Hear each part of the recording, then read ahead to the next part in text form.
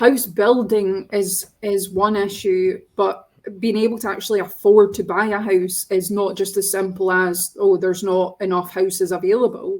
Regardless of how affordable it might be, it's getting enough money to get a deposit together. And, you know, I think it's fair to say I'm a slightly younger generation than both of you, and people of my generation, including me, have had to wait until somebody in their family has died before they have any sort of money to put towards a deposit. I mean, you know, it's just, and I think that's actually got worse with the cost of living, the fact everything is going up, wages are not going up. People don't have the money anymore to put aside for a deposit. So, you know, if we're talking about people being able to afford to buy housing, it's almost like a perfect storm where people can't afford a deposit, they don't have the money for it, but also, as Ben is saying, about the lack of houses actually being put up.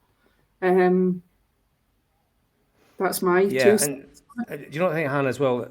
You know, it's a very complicated issue that relates to reserved and to devolved issues, but we're in the position where, you know, the SNP Green government, they're in power in Edinburgh, they're going to get the blame for it, and that's just the way it is in politics. And when you are cutting about £200 million from the affordable housing budget like they're doing, they're seen as a government that's actually making this situation a lot worse.